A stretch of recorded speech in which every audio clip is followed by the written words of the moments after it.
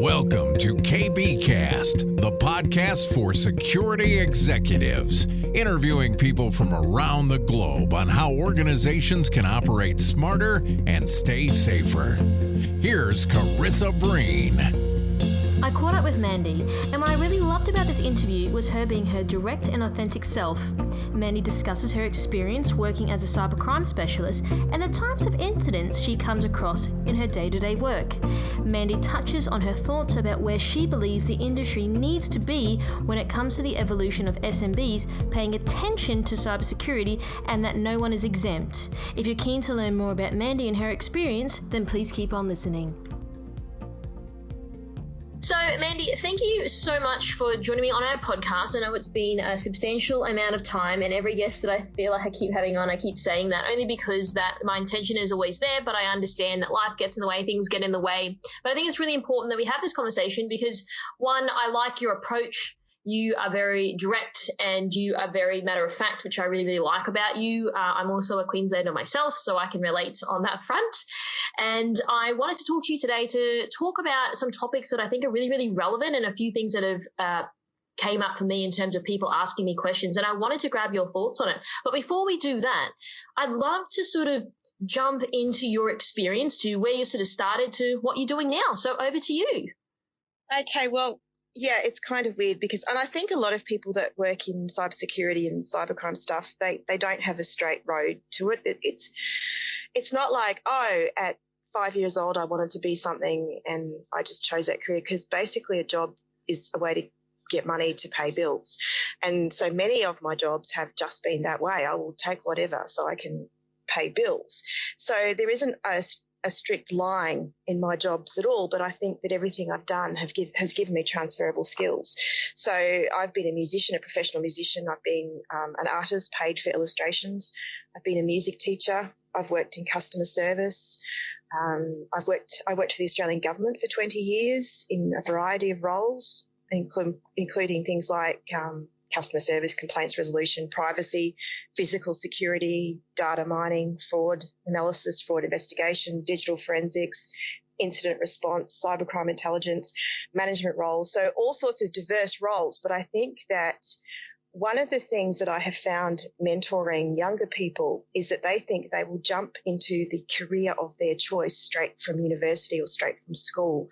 And they don't seem to understand that a career journey can be very eclectic, that you learn different things from everything you do and everyone you work with. And there isn't just a straight trajectory. You're very, very lucky indeed if you have a straight trajectory from going to school and going to university, going directly to the thing you want to do. So one of the things that I often say to people when I mentor is that you don't just go straight from what you've learnt to immediately being able to apply it, because you do need to work, you do need to pay bills. So having a job that is your interest is an absolute plus, but it might not happen that way straight away. Mm-hmm, mm-hmm. I agree with you. First of all, it looks like you're very creative in terms of the music and the artistic side of things. So that's always a rare combination in this space. And I totally agree with you as well. I mean, I kind of fell into this industry myself. Like, I didn't study computer science or anything like that. And then I was working at a bank in SAP, and then I was interested in security, and then I kind of fell into it and really learnt on the job, so to speak. So I completely agree with you as well. And I never thought that I'd ever in my wildest dreams be in this industry, but I got into it and I really love it. So I guess to your point, sometimes you don't get there right away. And I'm lucky enough now I'm sort of doing what I really, really love. And that's been a journey. It hasn't just happened overnight, like you said. So I completely echo your thoughts on that. So let's sort of jump into what you're doing today. And I know that you work across a few different areas at the moment, but an area that I like to focus on in particular is the cybercrime specialist side of things that I know that you do. So can you explain some of your experience in this space? Okay, so it's some of it's personal experience because I've always been fascinated in crime and stopping crime and educating people, whether that's physical or online. So I've always done a lot of my own research in cybercrime intelligence before I even worked in that space. Working as a fraud investigator actually led me into cybercrime issues. And so even if my work background didn't always show that my cybercrime interests, my hobbies have. And I'm always interested in the psychology of crime. So sometimes people are criminals because they're desperate for money. Sometimes people are criminals because they find it an easy way to get money. And sometimes they're criminals just because they prefer the dark side. So it's something I've always been very, very interested in, why people do that. I don't think people can ever be an expert in cybercrime because cybercrime is an umbrella term. It can be anything from scams to malware to cyberbullying to child exploitation. So cybercrime is a huge thing. But the bits that I tend to focus on are your frauds, basically. So the scams or where they trick someone to download malware. And I recently wrote a book about that to demystify cybercrime because people keep thinking of people in mysterious geniuses wearing hoodies that hack you. And that bothered me because that meant individuals and businesses are trying to protect themselves from the wrong thing. They're forgetting that cyber crime can be done by huge organisations, criminal groups that are very, very well versed in tricking people. And they think they're just fighting a lone hacker, so they're fighting the wrong thing. So I keep myself up to date on all the things that are happening in the cybercrime world, even if it isn't the area that I tend to focus on. And I'm very, very, very lucky where I work now because working at a university, I have access to a lot of amazing people who research things and often send me articles they've written, peer-reviewed articles about different aspects of cybercrime that they focus on. So I'm always learning. And I believe that if you want to specialise in this area, you need to keep your mind open, keep learning, learn from everybody, and also know that anyone can be a victim of cybercrime. No one is above that. So it doesn't even matter how clever you are in regards to cybercrime, you can still be scammed. Can you share any of your sort of insights from the research that you're doing at the university in terms of what sort of you guys are looking into at the moment and what sort of come out of some of the research you're conducting there? Okay, well, I'm not a researcher at the university. I'm a manager of a cybersecurity operations centre, but I actually supervise some students help them in a research capacity. And there is a research component at the moment that I actually was helping with when I was still in my previous role. And it also is it's part of evidence-based policing. So there are law enforcement areas involved with it, and we've got a beautiful student who's working on it, and she's doing such an amazing job. And it's part of the faculty that I actually adjunct that are working on this, and it's working on romance scams. So and that is a huge component of cybercrime that's often overlooked. And so we're just on early days with that, but that is a really interesting thing to look at. I was at an event last year down in Melbourne, and the ACCC guys came in. It was really, really interesting talk, actually. I was fascinated by it. And they were saying at the time that, yes, romance scams was number one in terms of the amount of money that was lost due to it. Can you sort of talk a little bit more just for our audience about what a typical romance scam would look like? Well, I don't think there's any typical because it can be a variety of ways, but it tends to be, it could be someone approaches someone on social media, or it could be that someone is using a dating site. They pretend to be someone they're not. They pretend to be in love with the person. They quickly gain rapport. They're very good at the psychology of people. They hack humans. They know what to say to convince someone that they love them. And then once they have that rapport built, they start trying to con them. And that's, in a nutshell, basically what it is. And they are experts at psychology because they're using a person's psychology against them. And again, anyone could be scammed in a romance scam too, because no one knows what position they will be in at any time and how they're feeling. So people that perpetuate romance scams are experts at reading people and knowing how they can get in and get an edge and gain rapport and trick them. So they're purposely sending out messages that will trigger some people. And the people they trigger, they'll then start working on. Would you say, from your experience and knowledge in this space, that because of online dating and things sort of being a little bit more like doing things virtually in terms of trying to contact people to go out with them, for example, would you say that romance scams have definitely been on the rise because of our digital channels? I think romance scams are on the rise because it's easy to do. So, yes, possibly because of digital channels, but I believe criminals will take the easiest route to do something. So if scamming people via romance scams is the way to go, they'll do it. Just as people that do phishing will send out millions and millions and millions of phishing emails hoping that they'll get a target. It's very easy for them to send out these emails, and even if they only con 3 people, that's a win. So I think that any cybercrime that involves scamming or fraud is just going to use the easiest options. So yes, our digital community, the way that people live their lives online, is certainly an impetus to this, making this a popular type of scam. The other thing, since this COVID situation happened, unfortunately, that I was reading ACCC was the dog scams. And one of the girls on my team is actually going to be writing an article on this because people were lonely. They obviously wanted to go and purchase a dog, which I understand. And apparently the last stat that I read was like 300,000 AUD that was lost to just people paying money for dogs. That was a scam. Do you know much about this at all? I just know that it's just another scam that happens, that criminals are opportunists. And yes, I have seen quite a lot of it happen, it's quite sad. But criminals are opportunists. They take low-hanging fruit. They will do what they can to con people, and they will take advantage of situations. The COVID-19 pandemic has been an absolute gift to them because they will scam people. I have seen scams where people have advertised gaming consoles knowing that people want a certain gaming console and can't get. And that was actually been scams, that people have been paying for them and they didn't eventuate because there was no console. So people will scam in whatever way they can. And with dogs, people want pets. And so they're going, yeah, they're lonely, they're isolated, they need pets. So let's scam them on this. Or another scam is when they're pretending to be World Health Organization or sending phishing emails that say important COVID-19 information from your HR department. So criminals will just use whatever is around. They're topical. They've got their finger on the pulse. They are very good at open source intelligence. That's why none of us can ever sleep on this. We have to keep alert because criminals are keeping alert.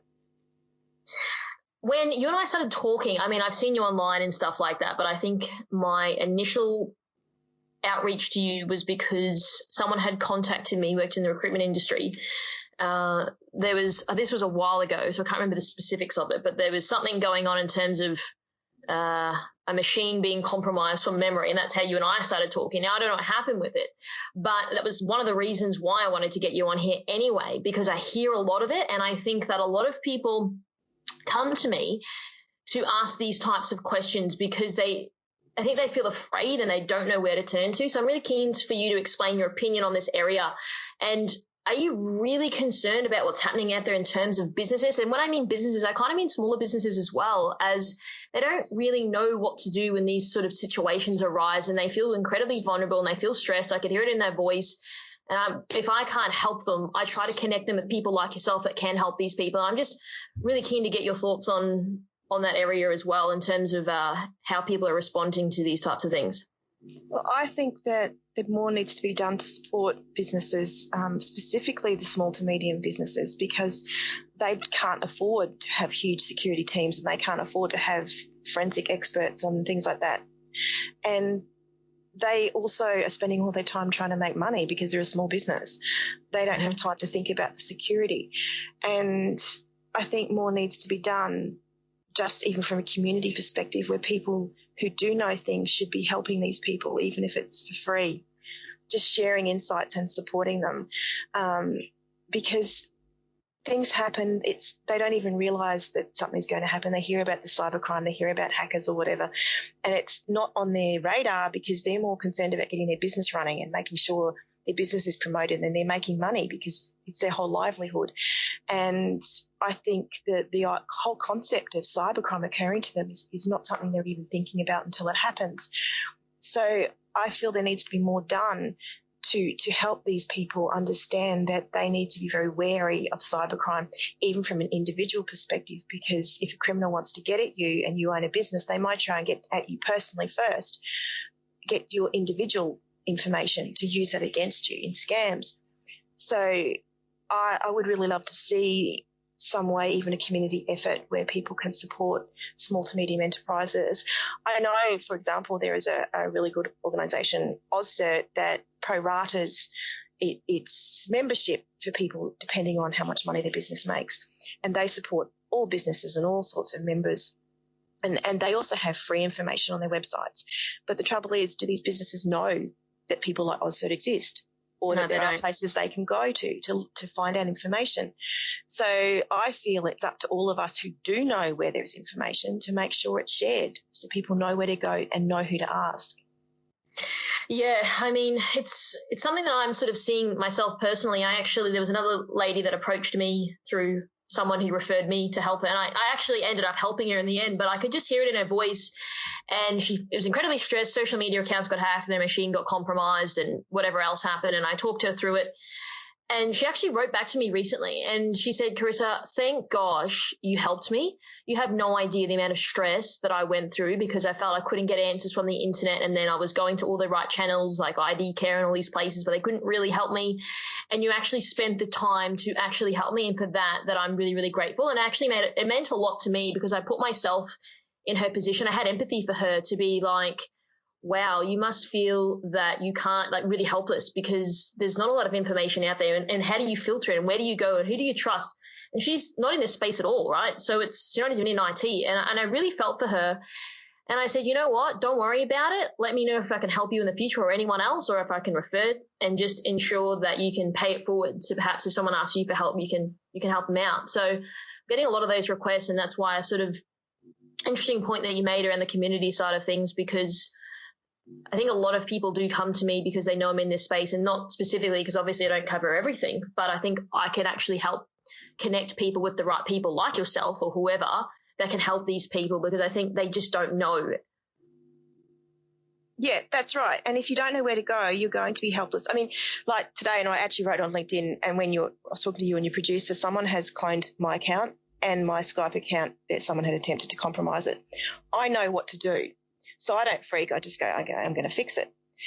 But what if this happened to what I would call a normal end user? And they'd be going, what do I do? I don't know how to start. Where do I go for help?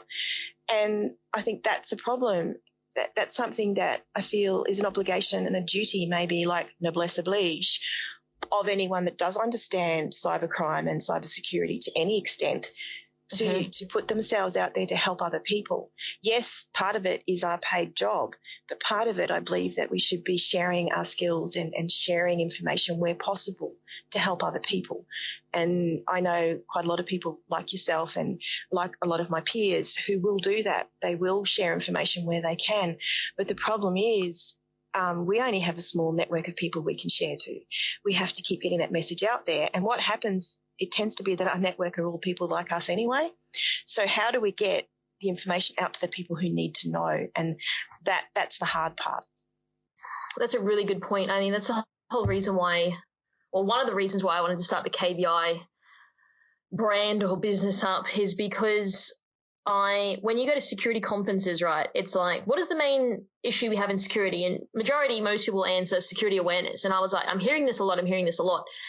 But then I kind of felt, like you said, we're all talking to each other. Well, not all of us, but a lot of people are talking to each other who are security professionals themselves about security. And that's obvious. And my question was, how do we as an industry, even outside of Australia, penetrate other markets, perhaps the people that are not security people? Because these are the people that really need to know this stuff, not everyone else, because everyone else already knows it. We've got to penetrate the markets of people that have no clue on this space, that are losing money to dog scams or romance scams and stuff like that. And that was something that I was kind of sick to death of, people claiming about security awareness, but then sort of not really doing a lot about it in terms of really penetrating hard. And I think, to your point, we need to band together as a community and have a unified approach on how we actually achieve this from an industry perspective, but then also from an Australian public perspective as well, because a lot of people just recently that are falling victim because of COVID and the dog scams and all these other things that are out there as well. And to me, it really bothers me because it could be something that could be mitigated quite easily, and we're just not quite there yet. Yeah, I absolutely agree, because anyone, as I said, anyone can be a victim to cybercrime, anyone at all. But the more aware we are of it, the more we are able to put mitigations in place or fix things. And if we're only ever talking to our own community, our own very, very interrelated community of law enforcement, intelligence, cybersecurity people, we already know the stuff. We already know what to do if something happens to us. we need to reach out further and get to the people that aren't in those spaces, the people that don't work in security, those people that are normal end users, because there's more normal end users out there than there are tech heads. And so we need to be able to get out there and get them to see things. I know a lot of us share things on LinkedIn, but we're really only sharing to each other. You know what I mean? Like I might share something and go, look, I've seen this scam come through, or look, someone's compromised my Skype account, which is what happened this morning. And yeah, okay, I've made people aware, but the only people I'm really reaching are the people that are already in my network in a way. So they're people that already know this stuff and already know what to do. And I'm always thinking, how do we get out to more people? How do we get this information out there? How do we show people that it's not something boring? It's not don't roll your eyes. It's not a techie thing. It's a human problem. And I'm always trying to work out ways to do it. I mean, one of the reasons I wrote that book was because I'm trying to get it into the hands of everyone and explain it's not a mystery thing. It's crime like any other crime. Would you open your door of your house and tell criminals this is where I live and I'm not going to be home and my door's unlocked, please feel free to come in and steal my stuff? No, you wouldn't. And people are cautious about walking in dark alleys at night by themselves. So just as we have a physical security perspective, we need people to understand that cyberspace also needs someone to think about their security. And just as when you bring up a child to look both ways before they cross their road for their own physical safety and security, we need to bring up children to understand that cyberspace is just another place people live in a way, and we need to have the same security and safety thoughts that we do as we do in real life. Yeah, I agree with you. And I think to your point, I think the message needs to be disseminated across multiple channels then as well. Like, for example, I have my own personal Instagram account, and it is for my personal reasons. A lot of people do follow me on there in the industry, but there's a lot of people that I've worked with before, or I've known them from high school or wherever it is. And a lot of them message me all of the time like, hey, I had this weird Gmail alert thing in terms of looks like someone's trying to log into my account. Can you help me? Or, hey, what's your opinion on COVID Safe app? Or, hey, what do you think about this? These people are personal trainers. They're hairdressers. They are doctors. They are keen to know this. And I think because they probably know I'm the only person in this space that they know that can help them with this stuff. So I think as a community, I mean, I don't have all of the answers, but I'm just trying to nut it out with you here. Is I think we need to look to different channels and look at where those people are residing on those channels, right? Like, I don't know, maybe more millennials are on Instagram, maybe older generations like my parents' age are on Facebook or whatever it is, and more professionals are on LinkedIn. But we need to have a plan and a strategy on how we're going to go about speaking to these people. And then I guess even like school students as well, like cyberbullying is massive as well. Like it's on the rise, and there's a lot of suicide rate. The suicide rate has increased, which is really disappointing from my perspective. And so I think that my question was always, if we keep talking about awareness, but then I still don't think that it's really getting there in terms of the outcomes that we all talk about. And my question is like, why can't we be doing better? Like, there's so many good people out there. Like, why are we still in the same position we were like years ago? Yeah, and I think it's because, well, firstly, things keep evolving, so we're never going to keep up with it. And number two, you even said it yourself, you're only talking about digital platforms. You're going, LinkedIn or Instagram or whatever. So the message needs to be further than digital platforms. Mm-hmm. Some of the people that are conned would only go to a digital platform to read their emails. Yeah. Or they would go to a digital platform because they work, and at work everyone uses a computer as a word processor. Yeah. So in your own, how you thought you could go across it, you've just shown that people are thinking too narrowly. Don't just spread the message on a digital platform. Spread the message in many, many different mechanisms in different media. Have television ads about it, radio ads about it. Have it in people's faces. You know, when I was a kid, I remember there was this 5-minute ad that used to go on about looking both ways before you cross the road. It was during kids' television time.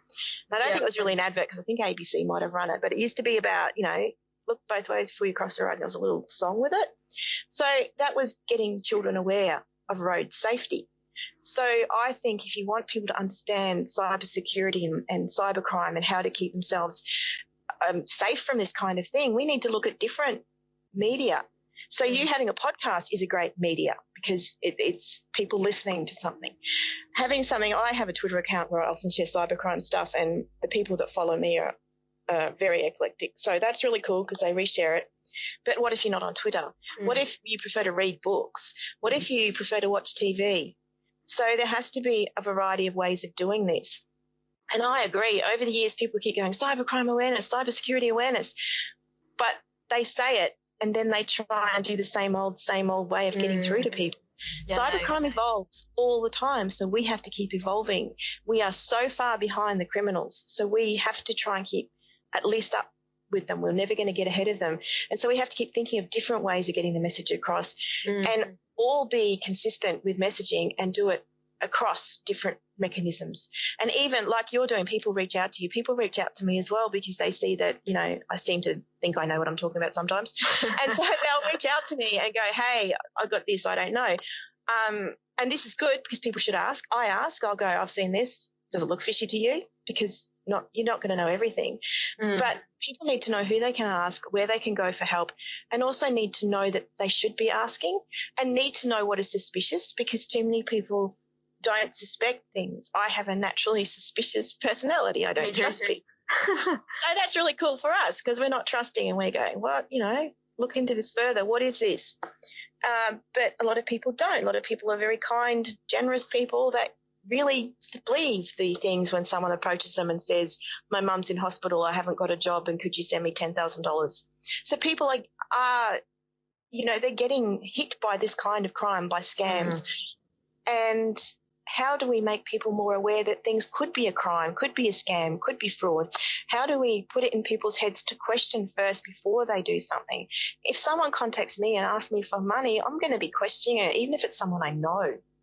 So people need to start questioning things. It is really sad that criminals are using people's human kindness against them, but they are. So we have to think of different ways to get the message across. And I think your podcast is a really great idea. I'd never heard of it till I LinkedIn met you. So that means that even though you've got a great podcast, people might not necessarily know it's around. So yes, these are great things around, and yes, they're increasing awareness, but are people even knowing that they exist? And that's another thing. How do we promote things like this? Yeah, I agree. And I agree in terms of, yes, not just social channels and digital channels. I think it goes beyond that. I absolutely agree, but it's sort of targeted demographic of people of where they would predominantly be. And I think mainstream media is another one. I don't personally watch mainstream media, but I know a lot of people do. So that's another avenue of getting in front of the right eyeballs that perhaps watch that type of channel. And I think that, yes, it's going to take time, but I think it's going to take people that think outside the box and haven't just done the same old stuff.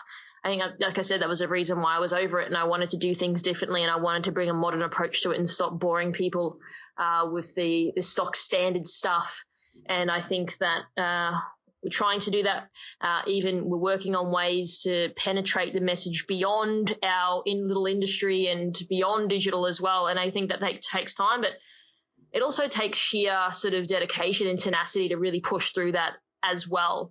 And again, I think that no one should fall victim to any of these things. And that's a big reason why I started doing what I was doing, because I wanted to make a difference and a change. So it's good to know that we are on the same page when it comes to this type of stuff. And it's good to know that we've got people out there that think the same, that want to see the change in the world. Yeah, absolutely. And I mean, the reason I agreed to be on your podcast was that I realised that you were very intent on helping the community and helping spread the messaging so that people don't get scammed or don't fall victim to cybersecurity incidents. Because, like I said, cybercrime is an umbrella term. There's lots of things. There could be malware, DDoS, ransomware. There's a lot of things, child exploitation material, things like that. Cybercrime's huge. It takes a village. And I think the more people that are aware of it, the better. And none of us are ever going to be experts, ever, because it just keeps changing. But what we are vigilant. We're vigilant, we're alert, we learn from each other, and we need to show everybody who uses technology, regardless of how they use it, how to protect themselves. You teach a child, when you give them a key to your front door, when they're old enough to be trusted with a key, you tell them to make sure they lock the door before they leave the house. So if we're teaching children that kind of safety, we need to teach them from a very young age the safety online as well and security online. When I said little kids playing with iPads, I really cringed because I'm thinking, are they actually taught how to safely and securely use this? Or are they just given it? It's just a toy. So a lot of that worries me, and I think a lot of people in the community are doing things, but I think it needs to be a more widespread and concerted effort. I know, for example, that a friend of mine, Nicole Stevenson, she is a privacy expert, and she actually goes to schools and talks about online safety and things like that. And she also is involved in an organisation about cyberbullying awareness. And so she puts herself out there to help children, young people be safer and more secure online, and talks about, privacy and oversharing. And this is such an excellent thing because she's getting to young people who need this information. But we need to get to absolutely everybody. So I do believe it's a responsibility. If we know something about this, that we need to share it. I think it's something we need to do. It's not just it's our job, because I could work in anything and still want to help people not fall victim to cybercrime, regardless of what my job is.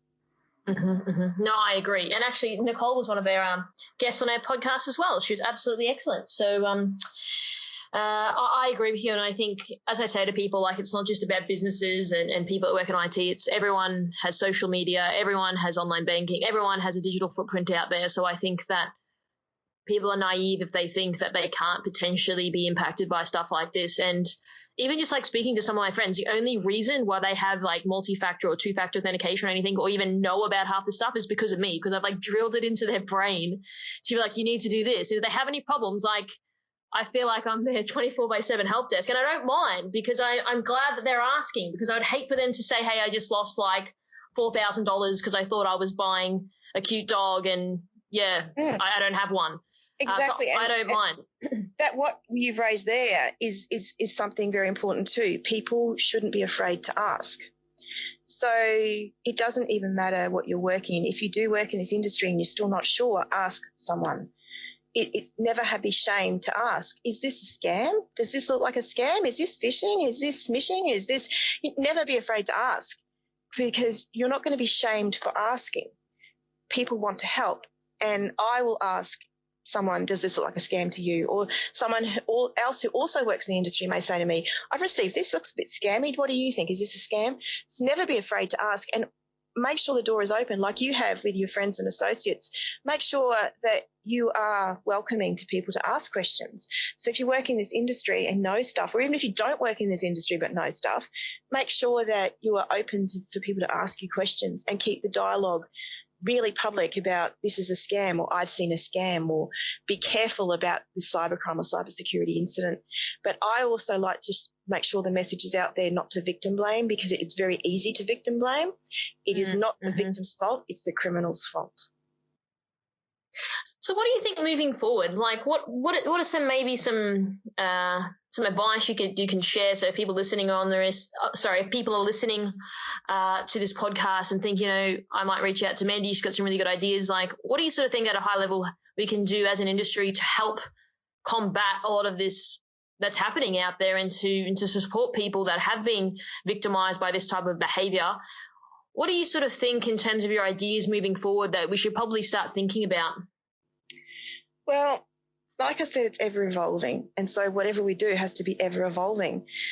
I don't have a single answer for this. The only thing I think is that we all do what we can to keep spreading the messages. So whether that's podcasts like you're doing, or blogs, or speaking at conferences, or making sure your friends are aware of something, or making sure that the people you work with are aware of scams. I think we have to make a concerted effort and a conscious effort that cybercrime and cybersecurity incidents are not something that is one person's job.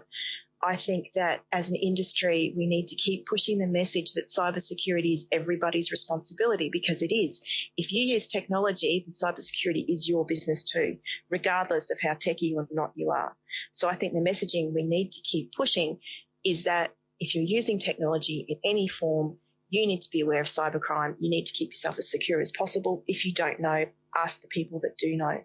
If you're using this, it's your responsibility. Just like if you have a driver's license and you're driving a car, being safe and secure on the road is your responsibility. So is the using of the technology.